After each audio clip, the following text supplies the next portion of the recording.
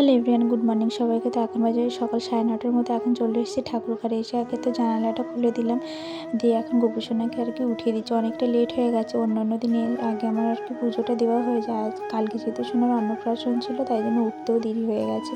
তো এখানে গোপুসোনাকেও বসিয়ে দিয়েও আর কি জল খাইয়ে দিয়েছি। দিয়ে তারপরে কালকে না কার্তিক পুজো ছিল যেহেতু, তাই জন্য কিন্তু বেলা করে রাজা ফুল এনে দিয়েছিলো। ওই জন্য ফুলগুলো না কালকে সন্ধ্যাবেলা তুলে দিইনি।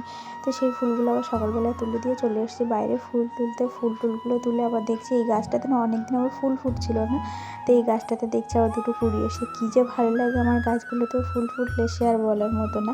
তারপরে মানে ঠাকুর ঘরে এসে আর কি এক এক করে গোপুসোনাকে, মহাদেবকে সবাইকে স্নান করে একদম রেডি করিয়ে দিয়েছি। দিয়ে এখন আমার সব থেকে পছন্দের কাজটা করছি। এই ফুল দিয়ে সাজাতে না আমার খুবই ভালো লাগে, কেন জানি না। আর সকালে সব থেকে কাজের মধ্যে এই কাজটা আমার খুব ভালো লাগে। সকালবেলা তো তাড়াহুড়ো পড়ে যায় কাজকর্ম করার জন্য, তো আমার এই কাজটা সব থেকে পছন্দের কাজ।